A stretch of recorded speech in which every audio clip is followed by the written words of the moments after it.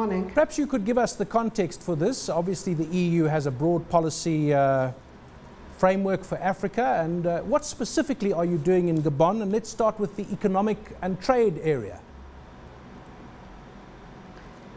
We have in Gabon, we do specific activities that are in the same framework of all the activities we do in Africa. So I would like to start by saying that we have three specific areas. It's the political area, trade and economic, and external assistance. In a country like Gabon, with an upper middle income country, of course, we concentrate more our activities in the field of political relations and trade and economic.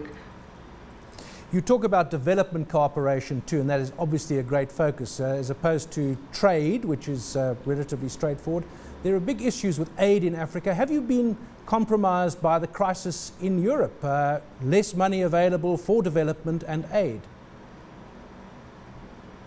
I'm glad you asked this question because we are sure that the external aid has not been compromised, and we expect it will not be in the future.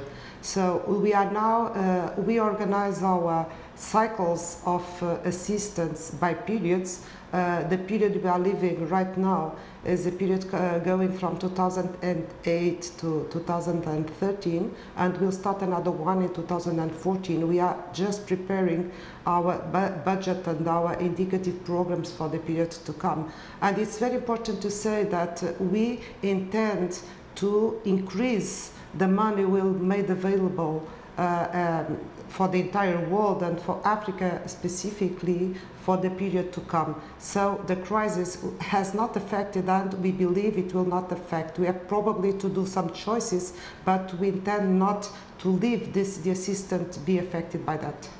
Well, that's both interesting and encouraging. You're also involved in education and vocational training, and with the kind of growth that is being experienced in Africa, generally economic growth and projected growth, presumably this is urgent. We need more skills, more people to do the things that need to be done.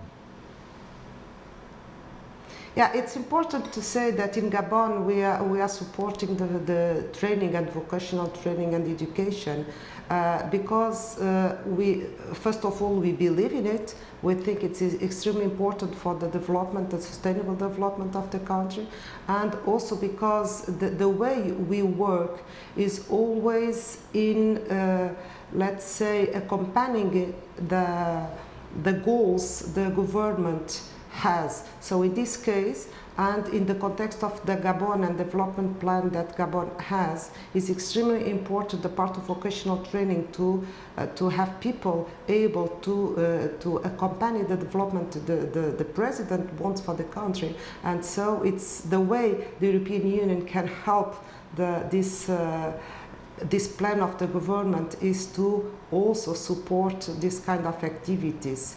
I think it's very important to say that we try to have some coordination with the other donors, but we are still working through grants, and this is something that makes a difference for the European Union.